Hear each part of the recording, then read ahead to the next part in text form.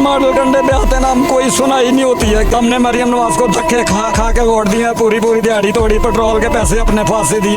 हमारे को क्या फायदा मरियम नवाज को वोट देने का? ये देखे आपके इलाके में क्या क्या काम हो रहे, कोई भी नहीं सुनता, सब मिले हुए हैं। अब उन्होंने पता क्या काम किया रात मेरे ऊपर, जॉनसन उन्होंने इल्जाम लगा दिया कि ये कुंडिया लगातार मीटर काट के ले आए हैं, और मैं पापड़ बेचता हूँ गलियों में, गुलबर्ग मुझे सारा जानता है। गरीब आदमी कहाँ से 1.5 लाख रुपये पर, ये देखो उन्होंने डाल दिया। मैंने कहा चलो आप 25,000 रुपये कर लो, 30 कर लो। ये जो सितारे लगवाते हैं वो क्यों नहीं पकड़ते हैं, जो उनसे 5-5 हज़ार रुपये लेते हैं। वो सारा काम खालद करवाता है, अफशा पार्क वाला। मैं खालद लटैर है, लैंड मैन था पहले, वो इनके साथ मिला हुआ है। अफशा पार्क है नहीं, वो इधर था चलो मोड़ डिवीजन में, डायरेक्ट बिजली चलवाता है। और मुझे खतरा भी है, अब मेरे पास कॉल है, मैं ना तारे पकड़वाऊंगा, ये मुझे ना पेशाब से मनवा देना और मुझे फांसी पे चढ़ा देना, मारना तो है एक दिन।